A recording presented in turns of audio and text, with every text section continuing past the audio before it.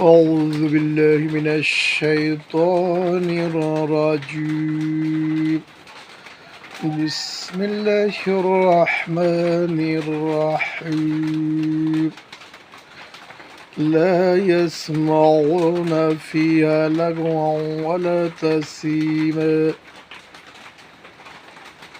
জান্নাতে শুনতে পাবে না অসার বা পাপ বাক্য إلا قيلا سلاما سلاما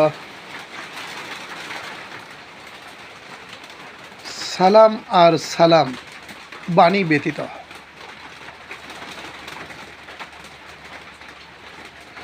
وأصحاب اليمين ما أصحاب اليمين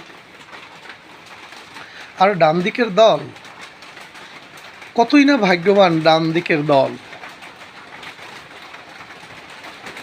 ফি সিদরাম মাখদুদ ওয়া তালহাম মামদুদ ওয়া যিল্লাম মামদুদ ওয়া মা'আম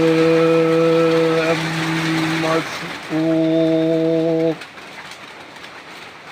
তারা থাকবে এমন একটা উদ্যানে বা বাগানে, অর্থাৎ সেই জান্নাতের বাগান, সেখানে থাকবে কাঁটাবিহীন কুল বৃক্ষ, কাদি ভরা কলা গাছ, সম্প্রসারিত ছায়া,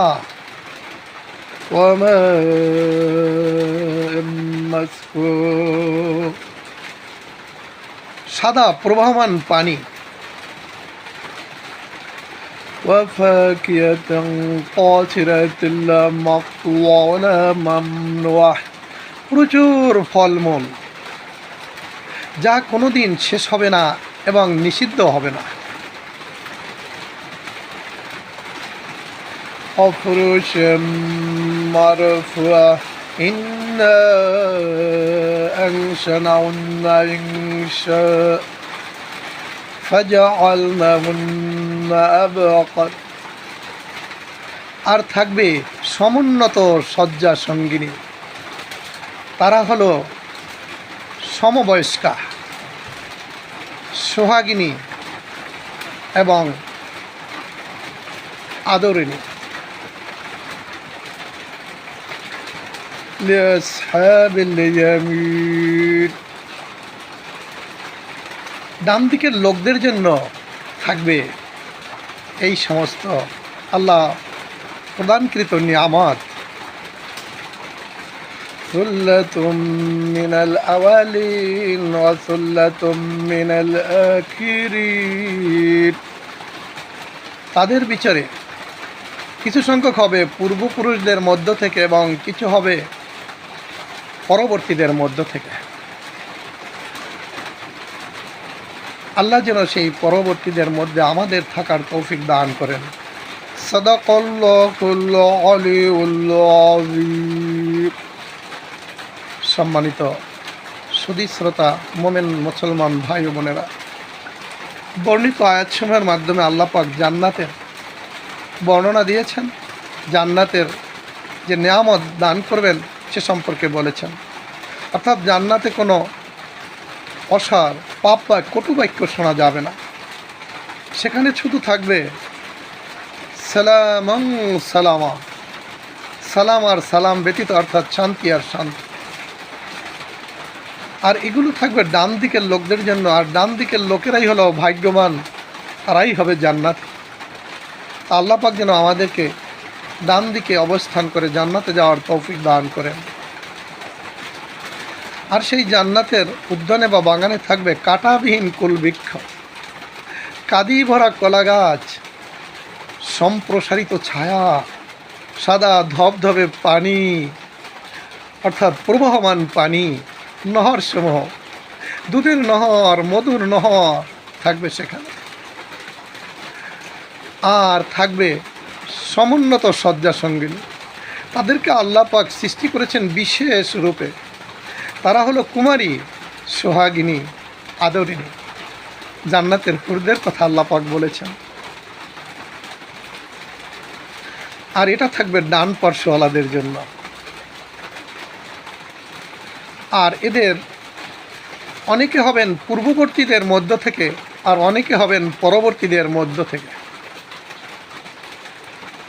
সম্মানিত ভাই ও বোনেরা, আল্লাহ পাক বলেছেন, ওমা খলাকতুল জিন্না ওয়াল ইনসা ইল্লা লিয়াবুদুন, আমি জিন এবং মানুষকে শুধু সৃষ্টি করেছি, জিন এবং মানুষকে সৃষ্টি করেছি শুধু আমার ইবাদতের জন্য।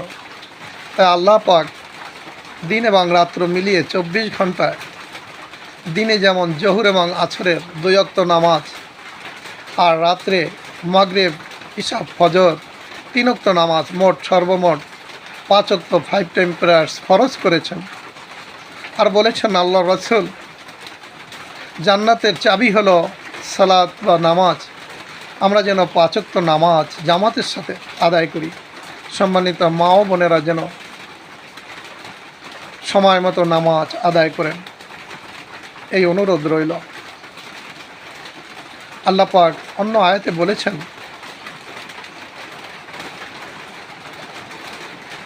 আল্লাযী খলাকাল মাউতা ওয়াল হায়াতা লিয়াবলুয়াকুম আইয়ুকুম আহসানু আমালা ওয়া হুয়াল আজিজুল গফুর, যিনি সৃষ্টি করেছেন মরণ ও জীবন, তিনি তোমাদেরকে অবশ্যই পরীক্ষা করবেন যে তোমাদের মধ্যে কর্মে শ্রেষ্ঠ।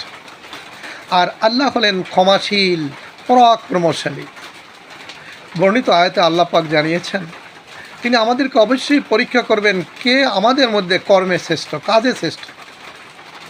আর তিনি হলেন ক্ষমাশীল এবং পরাক্রমশালী। তাই আমাদের আল্লাহ পাকের হুকুম মানতে হবে। যেহেতু আল্লাহ বলেছেন খলাকাল ইনসান, আমি মানুষ সৃষ্টি করেছি, তাই আমরা যেহেতু we are Muslims, we follow the Islam, it means we follow the orders of Allah. আমরা আমাদের জীবনের সর্বক্ষেত্রে আল্লাহ পাকের অর্ডার, আদেশসমূহ অনুসরণ করব ইনশাআল্লাহ। আমা তৌফিক ইল্লা বিল্লাহ। আসসালামু আলাইকুম ওয়া রাহমাতুল্লাহি ওয়া বারাকাতুহু।